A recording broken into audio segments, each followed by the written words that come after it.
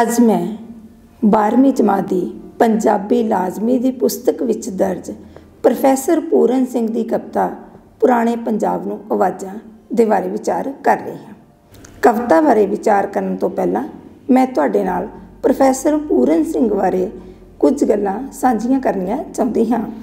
Professor Puran Singh का जीवन काल 1881 तो 1993 ईस्वी तक का है। प्रोफैसर पूरन सिंह ने पंजाबी विच छंद मुक्त कविता लिखण का रिवाज पाया। प्रोफैसर पूरन सिंह का जन्म पिंड सलहड जिला एबटाबाद पाकिस्तान दे विच सरदार करतार सिंह दे घर होया। आपने टोक्यो यूनीवर्सिटी जापान तो दर्शन अते विज्ञान की उच्च विद्या जिहड़ी प्राप्त की।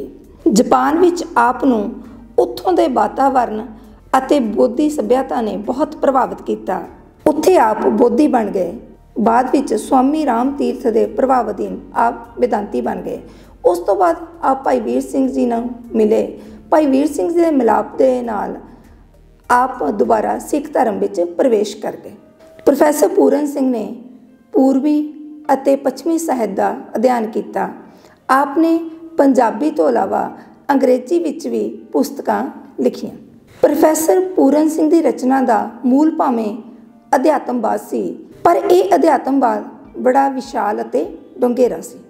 खुले डुले सुभाਅ के कारण प्रोफैसर पूरन सिंह ने छंद मुक्त कविता लिखी, जिसनों के सैलानी छंद का नाम दिता। हुण असीं प्रोफैसर पूरन सिंह की कविता पुराने पंजाब के बारे गल करते हैं। ओ पुराना अदब ते हिरस ना, ओ प्रीत दियां पीढ़ियां पीढ़ियां गंढां, ओ कुड़ियां दे चाह तरिंजना दे गावन किथे, ओ शरीकां दी आप वाली गल सारी गई आई, ओ खातरां ते सिवावां कुर्बानियां ते जरने, जिगरे ते हौसले, ओ रोटियां ते महफलां, ओ डूंगी डूंगी शर्मा शराफत ओ किथे। कवि नूं इस गल दा अफसोस है कि वो पुराने पंजाब वाला प्यार नहीं रहा, आपस दे विच वो सत्कार नहीं रहा। कुड़ियां बड़े चाह दे नाल तरिंजना दे विच इकट्ठियां होकर गांदियां सन, वो गल भी नहीं रही। ते वो शरीकां वाली जिहड़ी हुंदा सी कि शरीकां दे विच साडे माण दी गल आ, साडे सत्कार दी गल आ, वो भी किधरे गवाच गई। लोग आपस दे विच रिश्तेदारियां दे विच एक दूजे दी बड़ी सेवा भावना दे नाल आओ भगत करते सन, वो भी किधरे गवाच गई। जिहड़ी लोकां दी आपस दे विच रोटियां दी सांझ सी, जां लोकां दे विच लोग इकट्ठे होकर महफिलां लांदे सन, वो भी किधरे गवाच गईयां। एक पढ़े नौजवान नूं मैं पुछया, वो साडे अनपढ़ां दा पुराना गठीला अनटुट जिहा भाईचारा किथे, हित किथे, प्यार किथे, वो साडा हस बोलना गवाच गया किथे। कवि है जिहड़ा वो अज दे पढ़े लिखे नौजवान नूं प्रश्न कर रहा है कि साडा अनपढ़ां दा पुराना जिहड़ा आपस विच भाईचारा सी वो किथे गवाच गया, वो प्यार किथे चले गया, वो साडा हस हस के गल्लां करना वो किथे गवाच गया। दिल जोर मिठत किथे, मिलत किथे, वो बाहां दा माण जोर सारा, सस्सां दे वो समुंदरां वर्गे दिल किथे, ਨੂਹਾਂ ਧੀਆਂ ਦੀ ਲਿਹਾਜ਼ ਦੀ ਸੱਭਿਅਤਾ, ਜਵਾਈਆਂ ਦੀ ਪੁਰਾਣੀ ਮੋਤੀਆਂ ਵਰਗੀ ਆਵ ਕਿੱਥੇ, ਸੱਜ ਵਿਆਹੀਆਂ ਦਾ ਉਹ ਆਦਰ, ਭਾ ਸ਼ਿੰਗਾਰ ਤੇ ਸੰਵਾਰ ਕਿੱਥੇ, ਲਾਡ ਤੇ ਮੁਰਾਦਾਂ ਸਾਲੂ ਕਿੱਥੇ, ਬਾਗ ਤੇ ਫੁਲਕਾਰੀਆਂ, ਉਹ ਮਹਿੰਦੀ ਦਾ ਰੰਗ ਸੁਹਾਗ ਦਾ, ਉਹ ਹੱਥ ਪੈਰ ਰੰਗੇ, ਉਹ ਤਿੱਲੇਦਾਰ ਜੁੱਤੀਆਂ। ਪੁਰਾਣੀ ਜਿਹੜੀ ਸਾਂਝ ਸੀ, ਪਿਆਰ ਗੁਆਚਿਆ, ਤਾਕਤ ਗੁਆਚੀ। ਪੁਰਾਣੇ ਸਮੇਂ ਦੀਆਂ ਜਿਹੜੀਆਂ ਸੱਸਾਂ ਹੁੰਦੀਆਂ ਸੀ, ਉਹਨਾਂ ਦੇ ਦਿਲ ਸਮੁੰਦਰਾਂ ਵਰਗੇ ਵਿਸ਼ਾਲ ਹੁੰਦੇ ਸਨ। ਉਹ ਆਪਣੀਆਂ ਨੂੰਹਾਂ ਧੀਆਂ ਨੂੰ ਬੜਾ ਪਿਆਰ ਕਰਦੀਆਂ ਸਨ ਤੇ ਉਹਨਾਂ ਨੂੰ ਸੱਭਿਅਤਾ ਵਿੱਚ ਰਹਿਣਾ ਸਿਖਾਉਂਦੀਆਂ ਸਨ। ਜਵਾਈਆਂ ਦੀ ਬੜੀ ਹੀ ਇੱਜ਼ਤ ਕੀਤੀ ਜਾਂਦੀ ਸੀ। ਸੱਜ ਵਿਆਹੀਆਂ ਦਾ ਬੜਾ ਮਾਣ ਕੀਤਾ ਜਾਂਦਾ ਸੀ। ਧੀਆਂ ਨੂੰ ਬੜਾ ਪਿਆਰ ਨਾਲ ਰੱਖਿਆ ਜਾਂਦਾ ਸੀ। ਕਹਿੰਦੇ ਇਹ ਸਾਰਾ ਕੁਝ ਗਵਾਚ ਗਿਆ। ਜਿਹੜੀਆਂ ਲੜਕੀਆਂ ਹੁੰਦੀਆਂ ਸੀ ਉਹ ਆਪਣੇ ਸਾਲੂਆਂ ਤੇ ਬਾਗਾਂ ਤੇ ਫੁਲਕਾਰੀਆਂ ਕੱਢਦੀਆਂ ਸਨ ਤੇ ਮਹਿੰਦੀ ਲਗਾਈ ਜਾਂਦੀ ਸੀ ਹੱਥਾਂ ਤੇ, ਉਹ ਮਹਿੰਦੀ ਦਾ ਰੰਗ ਵੀ ਗਵਾਚ ਗਿਆ ਤੇ ਉਹ ਤਿੱਲੇਦਾਰ ਜੁੱਤੀਆਂ ਵੀ ਗਵਾਚ ਗਈਆਂ। ਭਰਾਵਾ, ਇਹ ਪੁਰਾਣੀ ਬੁੱਢੀ ਜਿਹੀ ਸੱਭਿਅਤਾ ਦਰਿਆਵਾਂ ਝਨਾਵਾਂ ਦੇ ਫੇਰ ਵਾਲੀ ਦੂਰੋਂ ਆਈ दूर जांदी, बिरादरियां दा मिल मिल जीना कित्थे, ओ सदियां दी बोहड़ किस वड्डी, ओ पुराना पिपल कित्थे उड़ गया, हवा आई झक्खड़ आया, ओ किस घेरिया, ओ जंगल जरूर सी, पुराना दंद कढ़िया गंभीर सी, मन्निया भांत भांत बोलियां ते ख्याल सी, असी अनजान से इक्को जहे सीधे साधे काम करन वाले हड्ड से, ते एक अद्ध ख्याल कोई सुनिया मन्निया असां लई बस सी, उसे विच बहंदे उठदे जींदे जागदे ओह एक ख्याल साडी जिंद जान सी। फिर कवि पुछ रहा कि भरावो ਉਹ ਸਾਡੀ ਬੁੱਢੀ ਪੁਰਾਣੀ ਸੱਭਿਅਤਾ, ਦਰਿਆ ਝਨਾਬ ਵਰਗੀ ਬੁੱਢੀ ਪੁਰਾਣੀ ਸੱਭਿਅਤਾ ਕਿੱਥੇ ਗੁਆਚ ਗਈ। ਬਰਾਦਰੀਆਂ ਦਾ ਆਪਸ ਦੇ ਵਿੱਚ ਇੱਕ ਦੂਜੇ ਨਾਲ ਮਿਲ ਮਿਲ ਕੇ ਜੀਣਾ ਉਹ ਕਿੱਥੇ ਗੁਆਚ ਗਿਆ। ਸਾਡੀ ਬੋਹੜ ਵਰਗੀ ਸੱਭਿਅਤਾ ਪਤਾ ਨਹੀਂ ਕਿਸ ਨੇ ਗੁਆ ਦਿੱਤੀ। ਉਹ ਪੁਰਾਣਾ ਪਿੱਪਲ ਕਿੱਥੇ ਉੱਡ ਗਿਆ। ਜਿਸ ਤਰ੍ਹਾਂ ਪੁਰਾਣੇ ਦਰਖਤਾਂ ਨੂੰ ਕਵੀ ਨੇ ਪਿੱਪਲ ਤੇ ਬੋਹੜ ਦੇ ਨਾਲ ਇਸ ਕਰਕੇ ਤੁਲਨਾ ਦਿੱਤੀ ਆਪਣੀ ਸੱਭਿਅਤਾ ਨਾਲ, ਕਿਉਂਕਿ ਹੁਣ ਇਹ ਵੀ ਹੈ ਜਿਹੜੇ ਸਾਡੇ ਕੋਲ ਨਹੀਂ ਰਹੇ, ਨਾ ਸਾਡੇ ਕੋਲ ਬੋਹੜ ਰਹੇ, ਨਾ ਸਾਡੇ ਕੋਲ ਪਿੱਪਲ ਰਹੇ। ਕਹਿੰਦੇ ਜਿਸ ਤਰ੍ਹਾਂ ਇਹਨਾਂ ਨੂੰ ਕਿਸੇ ਨੇ ਵੱਢ ਦਿੱਤਾ ਹੋਵੇ, ਜੜ ਤੋਂ ਉਖਾੜ ਦਿੱਤਾ ਹੋਵੇ, ਜਾਂ ਕਿਸੇ ਹਨੇਰੀ ਨੇ ਇਹਨਾਂ ਨੂੰ ਡੇਗ ਦਿੱਤਾ ਹੋਵੇ, ਇਹ ਸਾਰਾ ਕੁਝ ਸਾਡੇ ਕੋਲੋਂ ਗੁਆਚ ਗਿਆ। ਵਪਾਰ ਅਸੀਂ ਕਰਦੇ ਸੀ ਸੁੱਚਾ ਸੁਥਰਾ, ਕਾਲੀ ਵਿੱਚ ਅਮੀਰ ਹੋਣ ਨੂੰ ਨਿੰਦਦੇ, ਇੱਕ ਰੱਬੀ ਜੋੜ ਮੇਲ ਜਾਣ ਕੁੱਲ ਦੁਨੀਆ ਦੀ ਸੇਵਾ ਕਰਦੇ। ਇਹ ਚਾਂਦੀ ਦੀਆਂ ਠੀਕਰਾਂ ਕਦੀ ਨਾ ਸਾਡਾ ਰੱਬ ਸੀ, ਬਲਾਇਤਾਂ ਜਾਂਦੇ ਕਾਵਲ ਕੰਧਾਰ ਬੁਖਾਰੇ, ਸਫਰ ਝਾਕਦੇ ਜਫਰ ਜਾਲਦੇ, ਸਫਰ ਸਾਡਾ ਦਿਨ ਰਾਤ ਸੀ। ਸੋਹਣੇ ਉਨਰਾਂ ਦੇ ਕੰਮ ਬਣੇ ਦੇਸ਼ ਆਪਣੇ ਨੂੰ ਆਪਦੇ, ਪਹਿਨਣ ਵਾਲਿਆਂ ਤੇ ਬਣਾਉਣ ਵਾਲਿਆਂ ਦੋਹਾਂ ਦੇ ਸ਼ਗਨ ਮਨਾਉਂਦੇ, ਦੋਏ ਧਿਰਾਂ ਜੀਣ ਵਸਣ ਤੇ ਥੀਣ, ਅਸੀਂ ਰੋਟੀਆਂ ਪੈ ਖਾਂਦੇ, ਲੱਦੇ ਜਾਂਦੇ ਲੱਦੇ ਆਂਦੇ, ਕਿਹਾ ਸੁਣਾ ਉਹ ਵਪਾਰ ਸੀ। ਕਵੀ ਉਸ ਸਮੇਂ ਦੇ ਵਪਾਰ ਦੀ ਗੱਲ ਕਰਦਾ ਆ ਕਿ ਕਿਸ ਤਰ੍ਹਾਂ ਉਸ ਸਮੇਂ ਦਾ ਜਿਹੜਾ ਵਪਾਰ ਸੀ ਬੜਾ ਸਾਫ ਸੁਥਰਾ ਸੁੱਚਾ ਸੀ, ਅੱਜ ਦੀ ਤਰ੍ਹਾਂ ਹੇਰਾ ਫੇਰੀਆਂ ਵਾਲਾ ਨਹੀਂ ਸੀਗਾ। ਲੋਕ ਹੈ ਜਿਹੜੇ ਉਹ ਮਤਲਬ ਕਿ ਦੂਜਿਆਂ ਨੂੰ ਧੋਖਾ ਦੇ ਕੇ ਅਮੀਰ ਹੋਣਾ ਨਹੀਂ ਸਨ ਜਾਣਦੇ। ਲੋਕਾਂ ਦੇ ਵਿੱਚ ਜਿਹੜੇ ਲੋਕ ਵਪਾਰ ਕਰਦੇ ਸੀ ਉਹ ਦੂਜੇ ਦੇਸ਼ਾਂ 'ਚ ਵੀ ਜਾਂਦੇ ਅਤੇ ਉੱਥੋਂ ਜਿਹੜਾ ਸਮਾਨ ਲਿਆਉਂਦੇ ਅਤੇ ਉਹ ਬੜੀ ਇਮਾਨਦਾਰੀ ਦੇ ਨਾਲ ਲੋਕਾਂ ਦੇ ਵਿੱਚ ਜਿਹੜਾ ਅੱਗੇ ਵੇਚਦੇ। ਫਿਰ ਉਹ ਜਿਹੜਾ ਸਮਾਨ ਲਿਆਉਂਦੇ ਜਿਨ੍ਹਾਂ ਨੂੰ ਦਿੰਦੇ ਉਹਨਾਂ ਦੀ ਵੀ ਸੁੱਖ ਮਨਾਉਂਦੇ, ਅਤੇ ਜਿਹੜਾ ਸਮਾਨ ਲੈ ਕੇ ਆਉਂਦੇ ਉਹਨਾਂ ਦੀ ਵੀ ਸੁੱਖ ਮਨਾਉਂਦੇ। ਇਸ ਤਰ੍ਹਾਂ ਜਿਹੜਾ ਵਪਾਰ ਸੀ ਬੜਾ ਹੀ ਸਾਫ ਸੁਥਰਾ ਸੀ, ਇੱਕ ਦੂਜੇ ਦੀ ਸੁੱਖ ਮਨਾਉਂਦੇ ਹੋਏ ਜਿਹੜਾ ਵਪਾਰ ਹੈ ਆਪਣਾ ਕਰਦੇ। ਸੋਹਣਿਆ ਤੂੰ ਦੱਸ ਨਾ ਉਹ ਬੇਲੇ ਕਿਉਂ ਲੱਦ ਗਏ, ਵਹਿਮ ਸਨ ਸਾਡੇ ਠੀਕ ਪਰ ਤੁਹਾਡੇ ਕੀ ਘੱਟ ਹਨ, ਨਾਮ ਬਦਲੇ ਰੂਪ ਬਦਲੇ, ਤੱਕੇ ਨੀਜ ਲਾ ਹੈਨ ਸਭ ਉਹੋ ਜਿਹੇ, ਵਹਿਮ ਅੱਜ ਵੀ। ਬੇਸ਼ੱਕ ਕਹਿੰਦੇ ਉਦੋਂ ਜਿਹੜੇ ਆ ਲੋਕ ਵਹਿਮਾਂ ਭਾਰਾਵਾਂ ਦੇ ਵਿੱਚ ਕਈ ਤਰ੍ਹਾਂ ਦਾ ਮਤਲਬ ਕਿ ਜਿਉਣ ਜਿਉਂਦੇ ਸਨ। ਬੇਸ਼ੱਕ ਅੱਜ ਵਹਿਮ ਘਟ ਗਏ, ਪਰ ਲੋਕ ਜਿਹੜੇ ਆ ਉਹ ਵਹਿਮ ਤਾਂ ਘਟ ਗਏ, ਲੋਕ ਹੋਰ ਤਰ੍ਹਾਂ ਦੇ ਬਹੁਤ ਸਾਰੇ ਵਹਿਮਾਂ ਦੇ ਵਿੱਚ ਫਸ ਗਏ। ਆਦਮੀ ਦੀ ਪੂਜਾ ਛੱਡੀ ਮੰਨਿਆ ਗੁਨਾਹ ਸੀ, ਪਰ ਠੀਕਰੀਆਂ ਦੀ ਪੂਜਾ ਅੱਜ ਦੀ ਕਥਾਈ ਦਾ ਪੁੰਨ ਸੀ। ਸੇਵਾ ਕਰਨੀ ਮਜ਼ਦੂਰੀ ਮੰਗਣੀ ਨਾ ਕੁਛ ਜਹਿਲ ਸੀ, ਪਰ ਮੁਰਦਿਆਂ ਦੇ ਜੇਬੇ ਫੁੱਲਣੇ ਖਾਣ ਪੀਣ ਨੂੰ ਕਿਹੜਾ ਇਲਮ ਹੈ। ਅਸੀਂ ਗਰੀਬ ਸਾਂ ਸੰਤੋਖ ਸਾਡਾ ਕਾਤਲ ਜ਼ਹਿਰ ਸੀ, ਕੂੜ ਪਾਪ ਕਰ ਅਮੀਰ ਹੋਣਾ ਵਹਿਲਾ ਵਹਿਲਾ ਬੇਸਬਰੀ ਕਦ ਅੰਮ੍ਰਿਤ ਬਣੀ ਸੀ। ਬੇਸ਼ੱਕ ਕਹਿੰਦੇ ਉਦੋਂ ਆਦਮੀ ਦੀ ਪੂਜਾ ਕੀਤੀ ਜਾਂਦੀ ਸੀ, ਮੰਨਿਆ ਕਿ ਆਦਮੀ ਦੀ ਪੂਜਾ ਗੁਨਾਹ ਸੀ, ਪਰ ਹੁਣ ਲੋਕ ਉਸ ਦੀ ਜਗ੍ਹਾ ਠੀਕਰੀਆਂ ਦੀ ਪੂਜਾ ਕਰਨ ਲੱਗ ਗਏ। ਅਤੇ ਮਨੁੱਖ ਹੈ ਜਿਹੜਾ ਉਹ ਇੰਨਾ ਬੇਈਮਾਨ ਹੋ ਗਿਆ ਕਿ ਮੁਰਦਿਆਂ ਦੀਆਂ ਜੇਬਾਂ 'ਚੋਂ ਵੀ ਉਹ ਜਿਹੜਾ ਸਮਾਨ ਆ ਉਹ ਕੱਢ ਲੈਂਦਾ ਆ। ਮਨੁੱਖ ਹੈ ਜਿਹੜਾ ਉਹ ਬਹੁਤ ਜ਼ਿਆਦਾ ਮਤਲਬ ਗਿਰਾਵਟ 'ਚ ਆ ਗਿਆ। ਮਨੁੱਖ ਦੀ ਸੋਚ ਜਿਹੜੀ ਆ ਉਹ ਬੜੀ ਘਟੀਆ ਹੋ ਗਈ। ਸੋਹਣਿਆ ਦੱਸ ਨਾ ਉਹ ਬੇਲੇ ਕਿੱਧਰ ਲੰਘ ਗਏ, ਉਹ ਪਿੱਪਲਾਂ ਦੇ ਪੱਤਿਆਂ ਦੀ ਝੂਮ ਝੂਮ ਜਿਹੜੀ ਸਾਡੇ ਗੂੰਗੇ ਦਿਲਾਂ ਨੂੰ ਬਲੂੰਦਰਦੀ ਸੀ।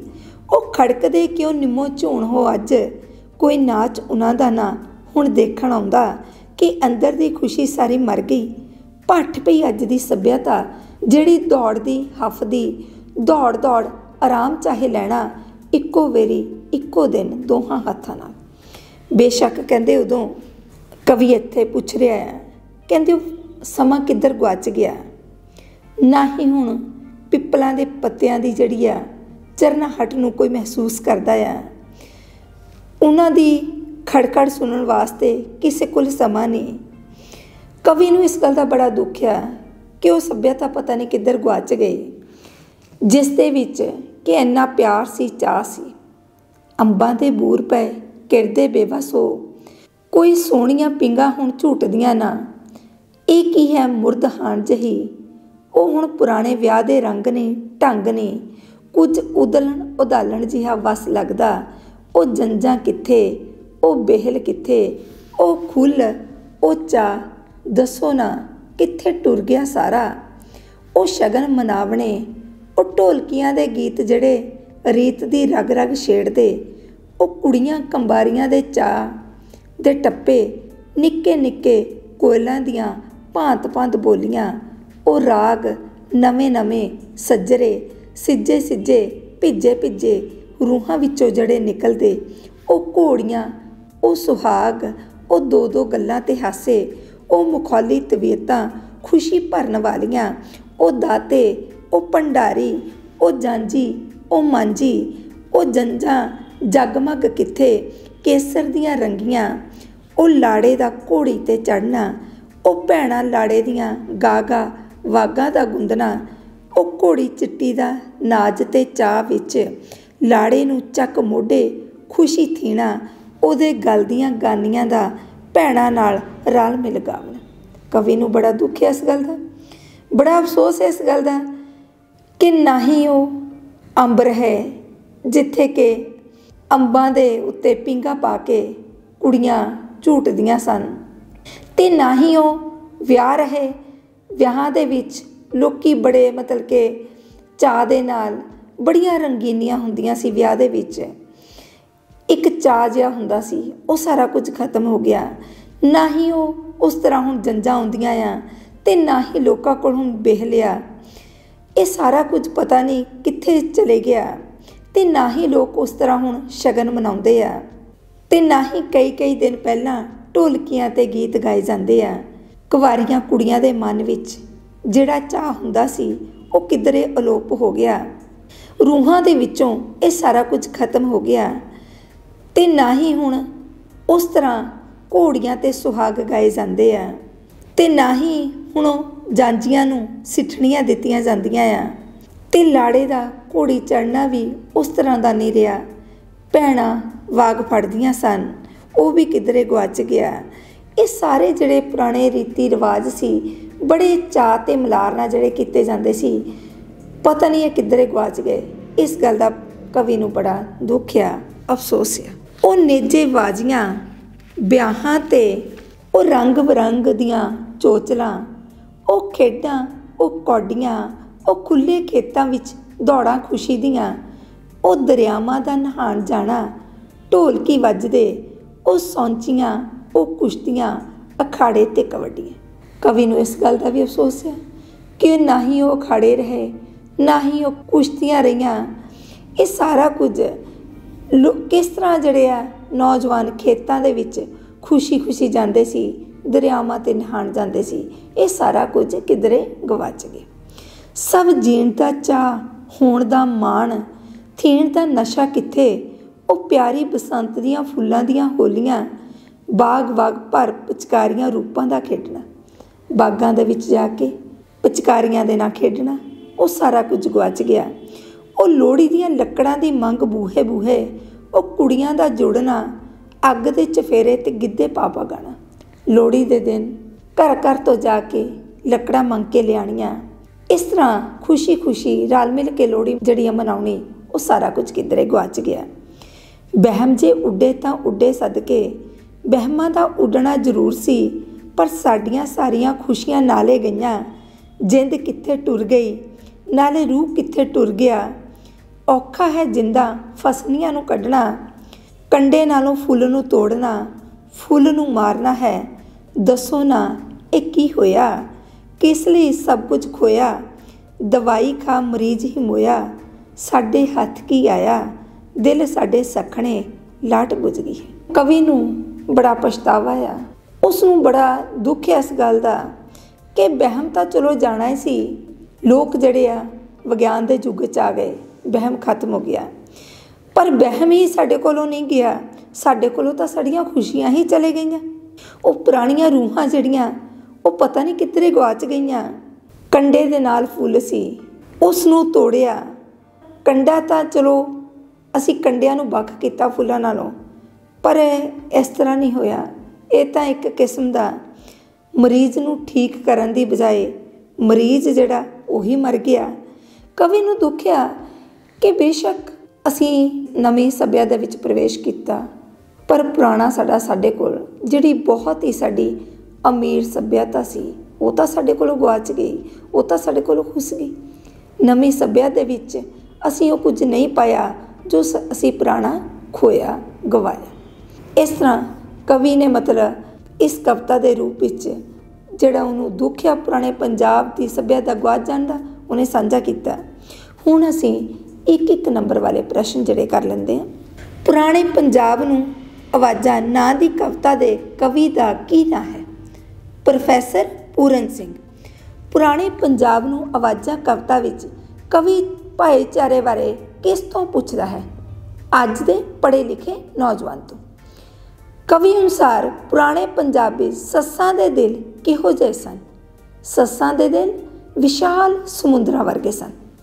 पुराने पंजाब नूं आवाज़ां कविता विच सदियां पुरानी किहड़ी चीज़ किधर उड़ गई? पुरानी सभ्यता। पुराने पंजाब नूं आवाज़ां कविता अनुसार पुराने समियां चों लोग सुच्चा ते साफ सुथरा व्यापार करते सन। ये असीं दसना कि ठीक है कि गलत है? ये बिल्कुल ठीक है।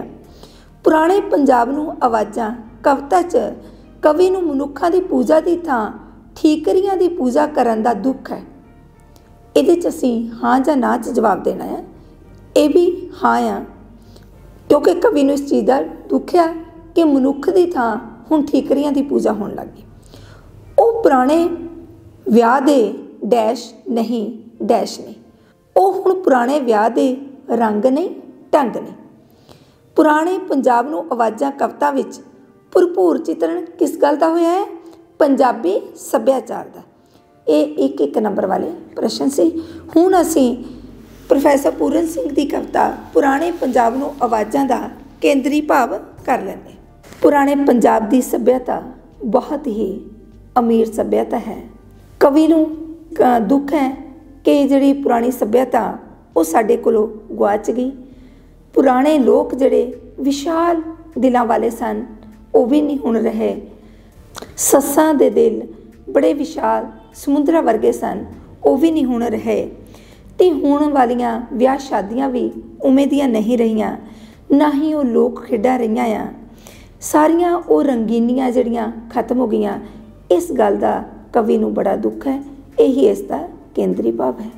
धन्नवाद सर।